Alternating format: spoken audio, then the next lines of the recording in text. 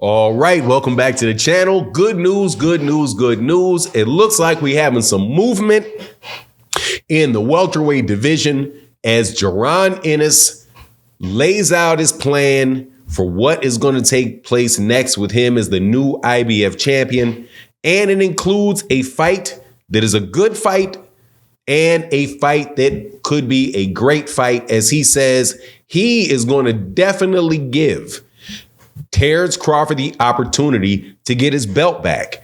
We'll see, though, whether or not Terence Crawford is going to take that challenge or not.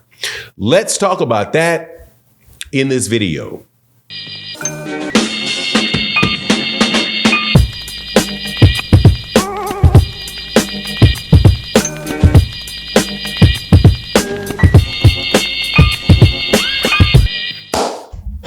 All right, welcome back to the channel. It's your boy Fanon, and in this video, we're going to be in the 147-pound division, where Jaron Ennis finally speaks out about him becoming the new IBF world champion and what he is going to do next in defense of that belt. If you're not familiar with Jaron Ennis is one of the best young fighters in all of boxing. And I usually say when they do these videos that he's one of the best top contenders that there are in boxing. Don't need to say that anymore because he's no longer a contender. He's officially a champion, the IBF champion. However, I would be remiss if I did not say that there's controversy around it, for certain. Reasonable controversy, people that have reasonable opinions about him getting the belt in the fashion that he got it, by it being given to him instead of him beating somebody in the ring for it. No doubt about it. That is not the preferred way to get a title. Unfortunate that Jaron walking into, his first title fight as the champion will have people, saying the things that they're saying about him. But whatever. It is what it is, and he addresses the issue and talks about the fight that he thinks he's going to have next, and a perfect way for us to put all that stuff to rest about who the champion is at 147, because we no longer have an undisputed champion. Now, before I get into the details of it, though, let me welcome you back to the channel. If you are new to the channel, hit the like button, hit the subscribe button. You will enjoy the content, man. We put it out at pretty much every day, live streams as well. If you are a longtime subscriber, shout out to y'all. Thank y'all for that support. Thank you for the support and the super thanks of videos like this. It's a great way to sponsor channels like this and allow the content to continue to be produced. But let's get into this, because I think that it is a very, very good thing. I'm a big fan of the welterweight division. Oftentimes people come to the channel and say, well, why do you always talk about these guys and this guys and you don't talk about these guys? And look, man, I pretty much try to talk about the original 8 weight classes to the extent that I can, and heavyweight, welterweight, middleweight, the weight classes close to them, lightweight. It's a lot of boxing, a lot of talk to be done around those topics. And Jaron Boots Ennis, for me, is one of the best things going on in boxing right now. So I am very, very happy that he will be fighting in championship fights now. Now, obviously, there are people that are saying, I don't like how he got his belt. Terence Crawford should be undisputed still. The IBF should have allowed Terence Crawford to hold the belt and fight Errol Spence Jr. and then do whatever, right?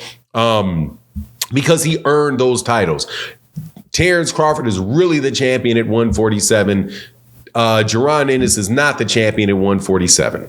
I don't have a problem with people feeling that particular way. I really don't. However, I will say this, that the purpose of an undisputed title is to defend it. It's not to hold it. It is a title. It is a title. It is a job. It is not a painting. Okay. That's my take on it.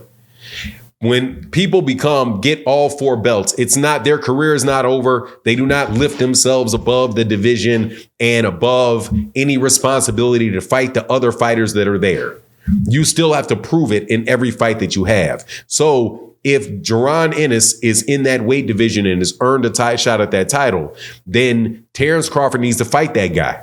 regardless of whether or not people think Terence deserves a victory lap for his wonderful career. So I am happy that Jaron Ennis is going to be in championship fights now. And people that want to be called champion are going to have to fight him and not be in a situation where the guy that is the champion doesn't have to fight anybody. Call me strange, but I think that's how boxing works. It's how it's always worked. Don't really see why it should be any different here. So in that vein, very happy to hear that Jaron Ennis says, look, man, I think that I'm going to be fighting Mario Barrios next. And then after I fight Mario Barrios, then Terence Crawford, I want to fight Terence Crawford. And I think that that is the fight that people should be calling for. If those if those fighters get through those fights. If Terence Crawford, because he is contractually obligated to fight Errol Spence Jr., so he has to take that fight. And that fight is going to be 99% sure at 154 pounds. If he beats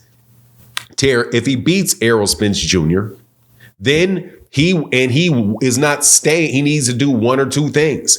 If he beats Errol Spence, he needs to either fight Jaron Ennis, or he needs to drop all of those belts so the rest of those guys can fight for the belts and they can fight Jaron Ennis. And Jaron Ennis can be given the same opportunity that Terence Crawford was given on two different occasions. One at 140 and one at 147 pounds. Time waits for no one. Jaron Ennis is an excellent fighter. He's proved that he's a world-class fighter. He said he's ready, willing, and as able as anybody else to fight Terence Crawford. So let's get it. He says that he doesn't like the fact, he being Jaron Ennis, doesn't like the fact that he was given his title and he would have preferred to have fought for the title. But for whatever reason, Terence Crawford did not or was not able to give him the opportunity. So he has to move on with his career. He's got a legacy that he has to set as well. So for all the people talking about Terence Crawford's legacy, hey, we'll point to the legacy of every other fighter. And how, Terence is now looking for legacy fights. Well, Jaron is looking for legacy fights too. And Terence Crawford is a legacy fight for Jaron. So why not, right? At the end of the day, though, I'm happy with the movement taking place in the division. I'm happy that we're going to get these championship shots. And I certainly hope that this works for the best of both Terence Crawford and Jaron, because now they can both get what they want. Terence has an opportunity to become an undisputed champion for a third time, like he said, if he's able to beat Terence Crawford, if he's able to beat Errol Spence, rather, he can come back down and fight Jaron Ennis for an undisputed title shot, because he's not undisputed anymore. What's the problem? That's 3. That's what he said he wanted. And Jaron gets to actually take the other belts off of Jaron Ennis, off of Terence Crawford if he wins, and solidify his claim on the IBF title, saying, hey, man, it's mine. But please don't tell me that people are, that if you don't get stripped of a title and you don't lose a title, then you are still the champion. Because if that was the case, then we don't have an undisputed title holder at 168 either, because David Benavidez would be the champion because he didn't lose his WBC belt in the ring. That was also stripped of him. So how can Canelo be undisputed? Anyway, that's my take on the matter. You let me know what you think in the comment section. And with that, I'm out. Peace.